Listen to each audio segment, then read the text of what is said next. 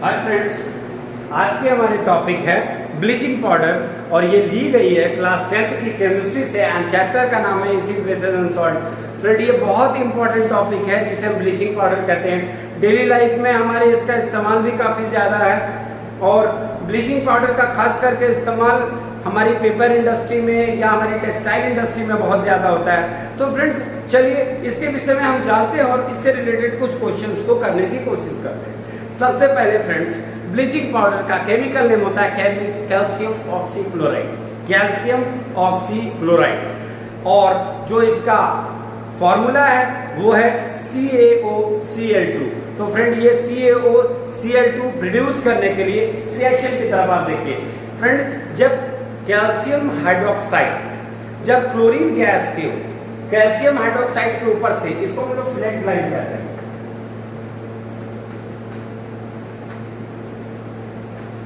Select line के ऊपर से जब क्लोरीन गैस को पास करते हैं तो हमें CaOCl2 मिलता है और हाइड्रोजन गैस इवॉल्व होता है। तो फ्रेंड, ये CaOCl2 ही ब्लीचिंग पाउडर है। तो कुल मिलाकर के पहली चीज कि ब्लीचिंग पाउडर क्या है, तो ब्लीचिंग पाउडर है कैल्शियम ऑक्सीक्लोराइड जिसका फॉर्मूला होता है CaOCl2। और इसे हम प्राप्त कैसे करते हैं, जब सिलेक्ट लाइन के ऊपर CaOS2 के ऊपर से क्लोरीन गैस को पास करा जाता है, जो प्रोडक्ट हमें मिलती है वो होती है CaOCl2 जिसे हम ब्लीचिंग पाउडर के नाम से जानते हैं। फ्रेंड्स, इसकी प्रॉपर्टीज में सबसे यूनिक प्रॉपर्टी है ये कोल्ड वाटर से रिएक्ट करता है, अदरवाइज अन्य वाटर से रिएक्ट करने में इसे मुश्किलें आती है, लेकिन कोल्ड वाटर से रिएक्ट करता है। इसके अलावा इसकी सबसे यूनिक चीज ये है कि इसमें से क्लोरीन की स्मेल आती है। ब्लीचिंग पाउडर आप जब लेंगे कहीं, अगर ब्लीचिंग पाउडर से फर्श वगैरह की या किसी चीज़ की सफाई होती है, वहाँ पे एक अजीब पंजेंट सी स्मेल आती है। ये डिटेक्ट करता है, ये बताता है, ये क्लैरिफाई करता है कि उसमें क्लोरीन की मौजूदगी है। और फ्रेंड, ये डाइल्यूट एसिड के साथ रिएक्ट करके क्लोरीन को प्रोड्यूस करता है। एक रिएक्शंस के जरिए अगर आपको प्रूव कर रहा हूँ तो आपको मैं ये बताऊंगा कि आप देख सकते हैं CaOCl2 प्लस H2SO4, जाहिर सी बात है डाइल्यूट होगा। तो फ्रेंड, आप यहाँ पर देखेंगे कि जब हम लोग यहाँ पे इस ब्लीचिंग पाउडर का डाइल्यूट एसिड से हम रिएक्शन करा रहे हैं तो ये हमें बना करके देता है CaSO4 प्लस Cl2 प्लस 2। तो फ्रेंड, आप देख सकते हैं, हम लोग इसको अगर समझें तो ये हमारा CaOCl2 क्या है, ब्लीचिंग पाउडर है। ये H2SO4 क्या है, सल्फ्यूरिक एसिड है, डाइल्यूट है। इसने बनाया क्या, CaSO4 यानी कि कैल्शियम सल्फेट, और बनाया क्या, क्लोरीन, और बनाया क्या, हाइड्रोजन। तो ओवरऑल ये हम कह सकते हैं कि जब ब्लीचिंग पाउडर किसी वाटर से, मतलब किसी एसिड से रिएक्ट करता है तो वो हमें बना करके देता है calcium sulphate, chlorine and water. Friends, ये वाटर है, हाइड्रोजन नहीं है, ये वाटर है।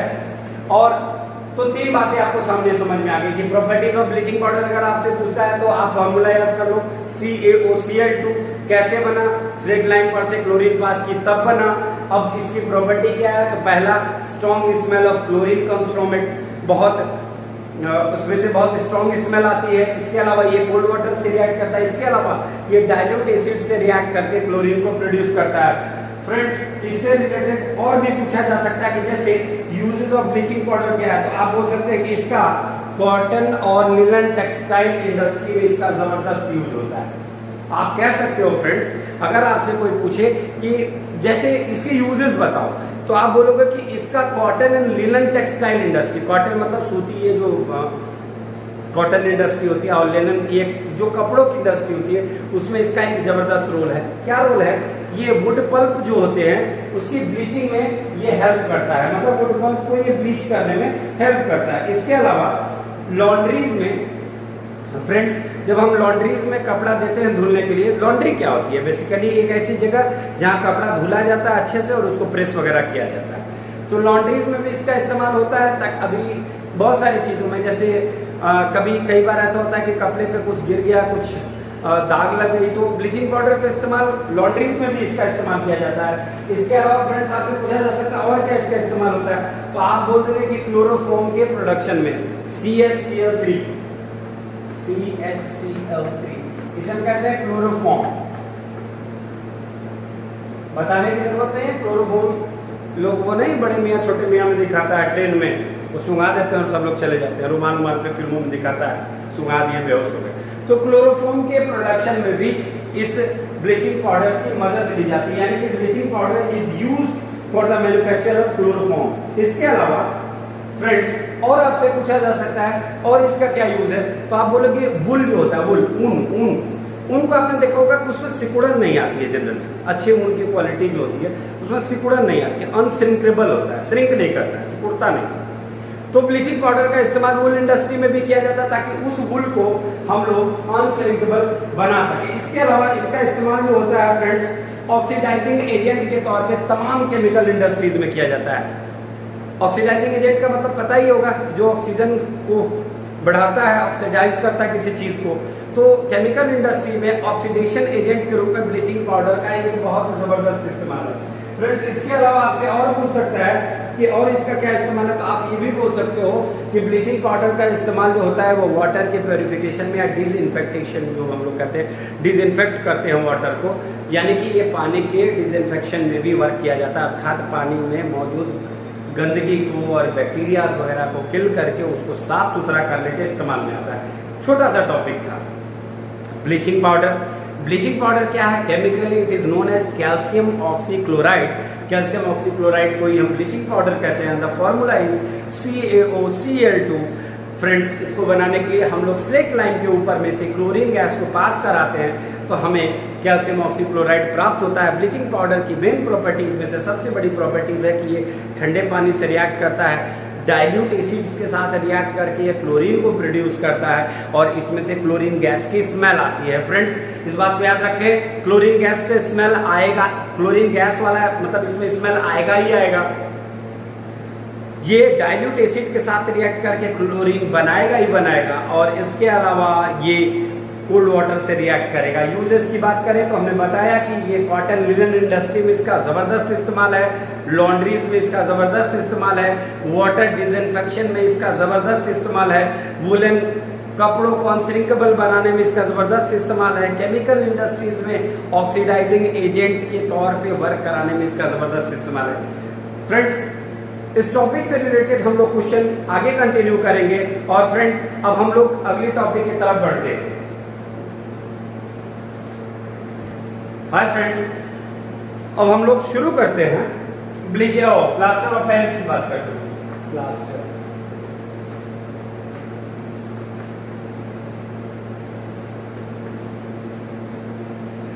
अगर कॉमेडी में बोले तो पेरिस से जो प्लास्टर लाया गया ना वही प्लास्टर ऑफ पेरिस है। चलिए फ्रेंड्स, हम शुरू करते हैं। इसका फॉर्मूला होता है CaSO4.12H2O। ये तो हो गया हमारा प्लास्टर ऑफ पेरिस, CaSO4.12H2O, यानी कि फ्रेंड्स कैल्शियम सल्फेट हेमीहाइड्रेट, नाम होगा कैल्शियम सल्फेट हेमीहाइड्रेट, और ये बनाया जाता है जिप्सम से। यानी कि जिप्सम को जब हम हीट करते हैं, जिप्सम का फॉर्मूला पहले फ्रेंड्स देख लीजिए, CaSO4.2H2। तो इसको हम लोग हीट करते हैं 100 डिग्री सेल्सियस।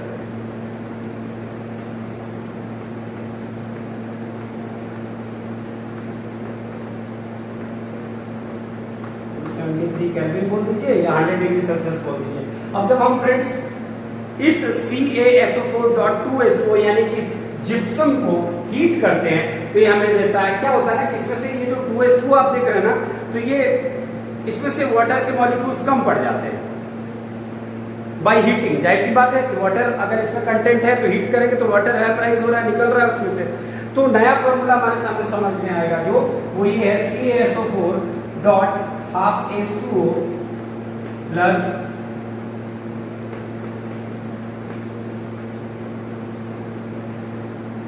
और आपको पता है फ्रेंड्स कि इसको आप ऐड करोगे तो 2 निकल जाएगा और 2H2O। तो ये तो बड़ा क्लियर है कि जब हम जिप्सम को एक निश्चित टेम्परेचर पे 100 डिग्री सेल्सियस पे हीट करते हैं तो उसी से हमें प्लास्टर ऑफ पेरिस प्राप्त होता है। प्लास्टर ऑफ पेरिस का इस्तेमाल सबसे ज्यादा इस्तेमाल इसका है प्लास्टर करने में। टूटी हुई हड्डियों को डॉक्टर जोड़ने का काम प्लास्टर ऑफ पेरिस के जरिए करते हैं। फ्रेंड्स, इसके अलावा इसके अंदर में अगर आपसे ये पूछे कि आप ये बताओ कि इसकी सबसे प्रॉपर्टी क्या है, तो सबसे पहले आप बताओ कि ये व्हाइट पाउडर है। ये क्या है? सफेद पाउडर है, व्हाइट पाउडर। उसके अलावा आपसे पूछेगा तो आप क्या बताओगे? सेटिंग प्रॉपर्टीज की बड़ी अच्छी होती है। सेटिंग प्रॉपर्टी का मतलब है ना कि जब आप इसको किसी जगह पर ले जा करके पानी के साथ मिला करके रख देते हैं, सपोज यहाँ पर आपने पानी के साथ मिला करके प्लास्टर ऑफ पेरिस को यहाँ पर रख दिया, तो थोड़ी देर में यहाँ सेट कर जाएगा, कवर कर जाएगा, एकदम स्ट्रांग हो जाएगा, एकदम बिल्कुल हार्ड हो जाएगा। यानी कि यही कारण है शायद कि जो डॉक्टर्स होते हैं, जो हड्डियों के डॉक्टर होते हैं, वो प्लास्टर जब करते हैं हड्डियों का, तो उसमें प्लास्टर ऑफ पेरिस का वो जबरदस्त इस्तेमाल करते हैं। इसके अलावा फ्रेंड्स, इसके पास एक और अगर हम कहें कि अगर इसको जानना हो तो ये भी है कि हमें प्लास्टर ऑफ पेरिस की बात करें तो इसको हमें एक ऐसे टाइट कंटेनर में हमें रखना चाहिए जहां पे मॉइस्चर बिल्कुल ना पहुंचे। सपोज अगर मैं ये कहूं कि फ्रेंड्स आप इसको एक ऐसे डिब्बे में रख दो जिस डिब्बे में मॉइस्चर हो, तो क्या होगा? आप निकाल ही नहीं पाओगे। तो मॉइस्चर प्रूफ कंटेनर में, जिसमें मॉइस्चर की प्रेजेंस बिल्कुल ना हो, वैसे कंटेनर में अगर हम प्लास्टर ऑफ पेरिस को रखते हैं तो ये लंबे समय तक सुरक्षित रहता है। अब बात करते हैं इसके यूजेस की। तो यूजेस में फ्रेंड्स पहला तो हम लोगों ने जान लिया कि हड्डियों के जोड़ने में इसका जबरदस्त इस्तेमाल होता है। इसके अलावा फ्रेंड्स और इसका इस्तेमाल टॉयज वगैरह बनाने में होता है। बहुत सारे खिलौने इससे बनाए जाते हैं। आपने देखा होगा कि हम लोग कभी कभी नहीं कहते कि चीनी मिट्टी का ये है या वो है, या इसका टॉयज है, कुछ अटेंसिल्स, कुछ बर्तन वगैरह, बहुत सारी चीजें, ऑर्नामेंट्स भी इसकी बनाई जाती हैं। वो ऑर्नामेंट्स समझते हैं कि हम लोग यहाँ पहनेंगे तो अजीब लगेगा, लेकिन हाँ, पीओपी का इस्तेमाल, अभी आप लोग प्लास्टर ऑफ पेरिस का इस्तेमाल घर की सीलिंग बनती है उसमें भी एक जबरदस्त इस्तेमाल करता है। आप वो देखते होंगे आप छत पे वो तमाम डिजाइनिंग वगैरह होती है, तो वो पीओपी सीलिंग्स हम लोग बनाते हैं। उसके अलावा इसका इस्तेमाल फायर प्रूफ मटेरियल के तौर पे भी किया जाता है। ये एक फायर प्रूफिंग मटेरियल के तौर पे भी यूज किया जाता है। प्लास्टर ऑफ पेरिस का पहला इस्तेमाल अगर आपसे कहें तो क्या कहेंगे आप? कि ये जो टूटी हुई बोन्स होते हैं उनको सेट करने के लिए प्लास्टर के जरिए हेल्प करता है, तो प्लास्टरिंग में इसका इस्तेमाल है। इसके अलावा अगर आपसे पूछेगा कि अगर आप इसका दूसरा इस्तेमाल बताओ, तो आप दूसरा इस्तेमाल बताओगे कि तमाम बच्चों के खिलौने वगैरह या ये सारी चीज़ें, टॉयज़ वगैरह हो गए, कुछ अटेंशंस हो गए, कुछ ऑर्नामेंट्स हो गए, बहुत सारी चीज़ें हैं जो इसके ज़रिए बनाई जाती है। इसके अलावा फ्रेंड्स अगर आपसे ये पूछ लेता है कि आप ये बताओ कि और इसका क्या इस्तेमाल है, तो आप बताओगे कि इसका इस्तेमाल बहुत सारी इंडस्ट्रीज में भी इसका इस्तेमाल किया जाता है। बहुत सारे चीज़ों में बहुत सारी ऐसी प्रॉपर्टी होती है जिसकी वजह से इसको इंडस्ट्रीज में भी ज़बरदस्त तौर पे यूज़ किया जाता है। यहाँ तक कि अभी ये मैं आपके सामने चौक का इस्तेमाल करता हूँ, ये भी प्लास्टर ऑफ पेरिस ही है। तो इसके अलावा केमिकल लैबोरेटरीज में इसका इस्तेमाल होता है, केमिस्ट्री की लैबोरेटरीज में इसका इस्तेमाल होता है। और ये काम करता है, जैसे मान लो कि कहीं कोई चीज़ में होल हो गया, कोई छेद है, तो उसको फिल करने के लिए पीओपी का इस्तेमाल किया जाता है, प्लास्टर ऑफ पेरिस का इस्तेमाल किया जाता है, ताकि वो उस चीज़ को, मतलब जो भी लैबोरेटरी के अंदर में कहीं किसी चीज़ में होल गया तो उसको सही करते। इसके अलावा इसका इस्तेमाल जो है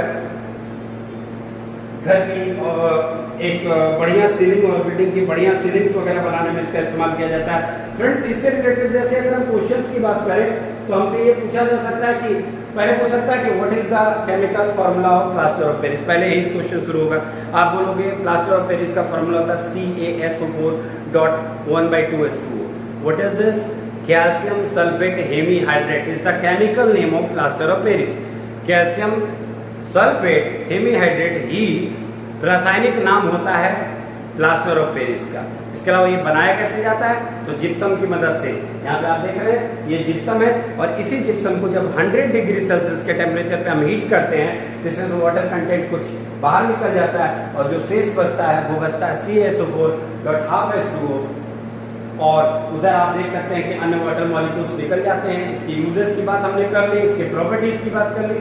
तो friend acid basis salt chapter का मैं ये नहीं कहूँगा कि यहाँ पे ये चैप्टर खत्म हो जाता है, कभी कोई चीज़ खत्म नहीं होती है, उसका दायरा बढ़ता है। अब जैसे ये कहें कि आप देखते होंगे कभी कोई गाना रिलीज होता है तो 2 लाइन गा करके छोड़ देंगे और नीचे कमिंग सून लिख देंगे। तो ये टॉपिक्स भी आपके लाइफ में कमिंग सून होगा, अन्य क्लासेस में अलग लेवल पे इसको हम लोग पढ़ेंगे। फ्रेंड्स ये एक बेस बनाने का काम है। मीन्स आप 10th की बात करते हैं तो ये आपकी सेकेंडरी जो क्लास होती है उसकी आखिरी मोड़ पर है। इसके बाद आप सीनियर सेकेंडरी में जाते हो। 11th-12 में अगर मैं गिन के बताऊं तो बायोलॉजी, केमिस्ट्री, फिजिक्स ऐसा कोई सब्जेक्ट नहीं जिसमें 9th और 10th का इन्फ्लुएंस ना हो। 9th और 10th अगर कायदे से नहीं पढ़ा है तो उसको केमिस्ट्री के पहले चैप्टर में 11th में वही the basic concept of chemistry की बात करते हैं, वहीं पर उसको समझ में आ जाता है। करिए यार इसमें तो बहुत सारी चीज़ें हैं, मास परसेंट है, मोल फ्रैक्शन है, एवोगैड्रो नंबर की बात की जा रही है, नंबर ऑफ मोल्स निकालने की बात की जा रही है। बायोलॉजी की बात करेंगे तो digestion, respiration, circulation, excretion, control and coordination. Friends पूरा फिजिक्स, केमिस्ट्री, बायोलॉजी अगर मिला करके आप देखेंगे तो 9th-10th की काफ़ी चीज़ें रिपीट होती हैं। तो मैं ये नहीं कहूँगा कि फ्रेंड्स मैंने इस चैप्टर को खत्म कर दिया, मैं बस यही कह रहा हूँ कि मैंने कोशिश करी कि इस चैप्टर के प्रत्येक टॉपिक्स पे अपनी एक वीडियो बना करके आप लोगों को अलग से समझाने की कोशिश कर सकूँ। और फ्रेंड्स इसके अलावा कुछ क्वेश्चंस भी करके दिखा सकूँ, और मैंने कुछ क्वेश्चंस किए भी। तो प्लीज़ आप लोग इसको अपने फ्रेंड्स तक पहुंचाओ, ज़्यादा से ज़्यादा शेयर करो ताकि ज़्यादा से ज़्यादा लोग इस चीज़ से लाभ उठा सकें और मुझसे प्रश्न कर सकें। फ्रेंड्स अगर आपको मेरी ये वीडियो पसंद आई हो तो आप हमारे चैनल को लाइक करें, शेयर करें, सब्सक्राइब करें। Thank you. Thank you. हम लोगों ने अमोनिया, कार्बन डाइऑक्साइड और वाटर से रिएक्ट कराया था तो हमें सोडियम हाइड्रोजन कार्बोनेट प्राप्त हुआ था, NaSCO3 प्राप्त हुआ था। तो फ्रेंड्स ये NaSCO3 ये सोडियम हाइड्रोजन कार्बोनेट ही बेकिंग सोडा है।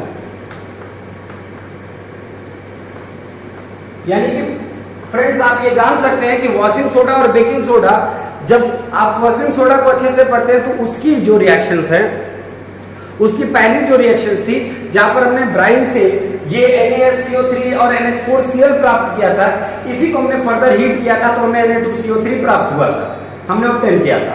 यहाँ पर हमारे रिएक्शन यहीं पर क्लोज हो जाता है क्योंकि हमें बेकिंग सोडा बनाना है। तो हम सिंपली क्या जानते हैं कि ब्राइन जो होता है, इस ब्राइन को हम लोग अमोनिया से, कार्बन डाइऑक्साइड से, वाटर से रिएक्ट कराते हैं और हमें NaSCO3 सोडियम हाइड्रोजन कार्बोनेट प्राप्त होता है और यही सोडियम हाइड्रोजन कार्बोनेट जो है हमारा बेकिंग सोडा है। तो फ्रेंड्स इसकी प्रॉपर्टीज क्या है कि इसकी प्रॉपर्टीज ये है कि ये वाटर के अंदर में व्हाइट क्रिस्टल्स जो होते हैं, व्हाइट क्रिस्टल्स ऑफ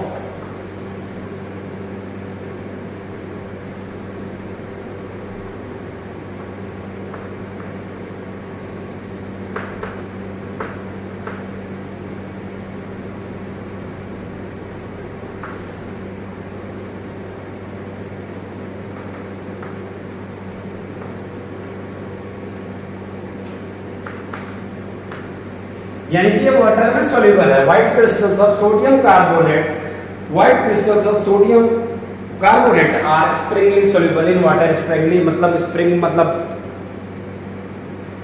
थोड़ा, मतलब स्प्रिंगली सॉल्युबल है, पूरी तरह से सॉल्युबल नहीं है लेकिन सॉल्युबल है।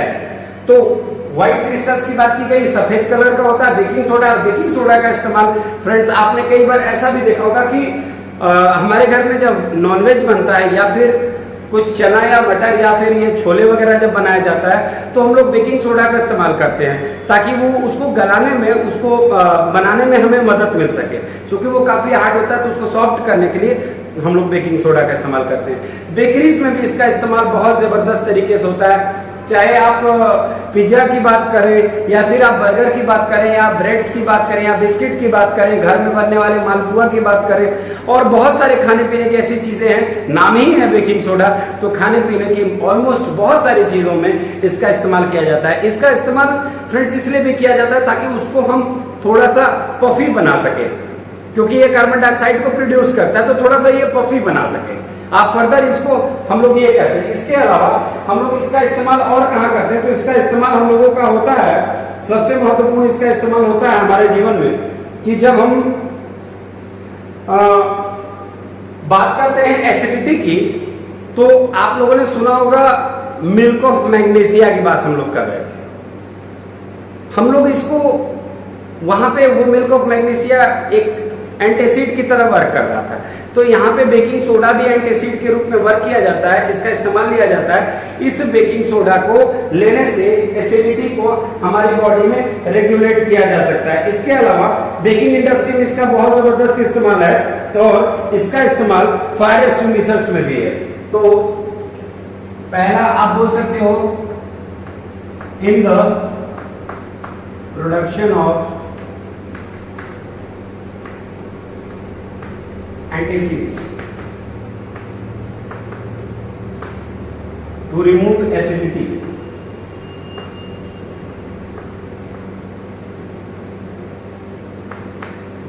एसिडिटी को रिमूव करने के लिए इसका इस्तेमाल किया जाता है। दूसरा इस्तेमाल इसका होता है फ्रेंड्स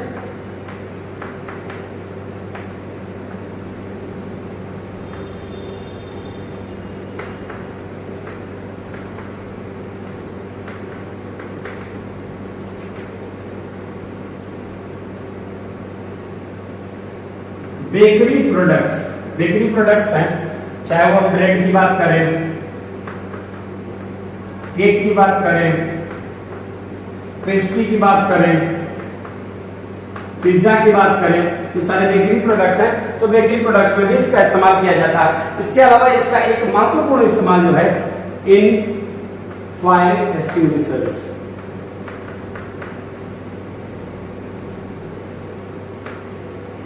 यानी कि आग बुझाने के लिए भी फ्रेंड्स इसका इस्तेमाल बहुत नायाब तरीके से किया जाता है। अब फ्रेंड्स ये सवाल ये उठता है कि बेकिंग सोडा से रिलेटेड हमसे क्वेश्चन कैसे पूछे जा सकते हैं। फ्रेंड्स कुछ क्वेश्चन हम देखते हैं।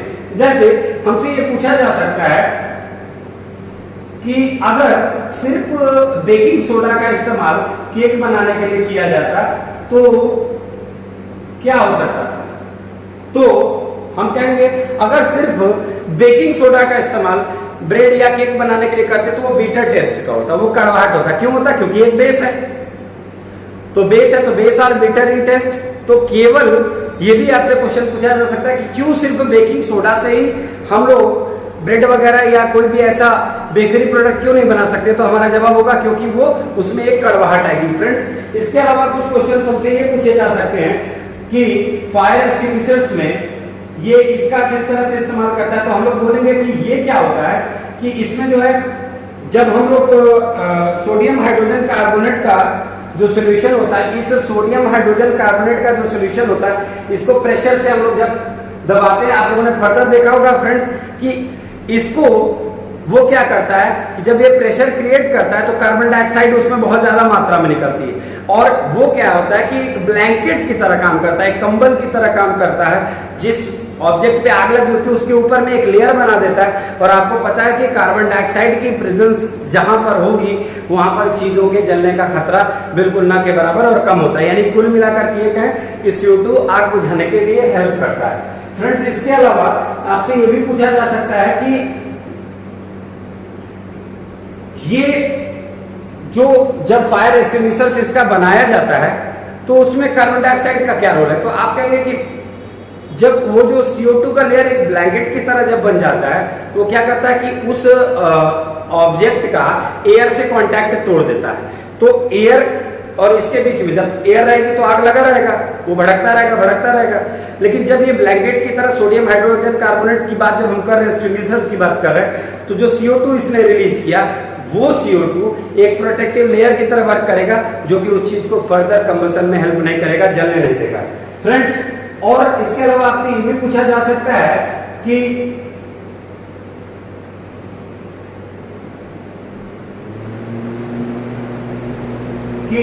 आपसे ये पूछा जा सकता है कि इसका और भी हम लोग क्या इस्तेमाल कर सकते हैं। तो हम लोग ये कह सकते हैं कि इसका इस्तेमाल हम लोग इसका इस्तेमाल हम लोग और क्या कर सकते हैं। इसका इस्तेमाल हम ये कर सकते हैं कि हम गरिष्ठ जो भोजन होते हैं उसको जल्दी पकाने के लिए भी इसका इस्तेमाल कर सकते हैं। कई सारी चीजें हैं। बेसिकली फ्रेंड्स आपसे अब छोटा सा टॉपिक है, जनरली पूछता है what is the chemical name of baking soda. तो sodium hydrogen carbonate is the chemical name of baking soda and its chemical name is sodium hydrogen carbonate and the formula is NaHCO3। और ये कैसे हम प्राप्त करते हैं? Brine solution को ammonia से, कार्बन डाइऑक्साइड से, वाटर से रिएक्ट करा करके। फ्रेंड्स, इस टॉपिक को हम लोग फर्दर जोड़ने की कोशिश करेंगे आने वाले टॉपिक्स में। फ्रेंड्स, अगर आपको मेरी ये वीडियो पसंद आई हो तो आप मेरे चैनल को लाइक करें, शेयर करें, सब्सक्राइब करें। धन्यवाद।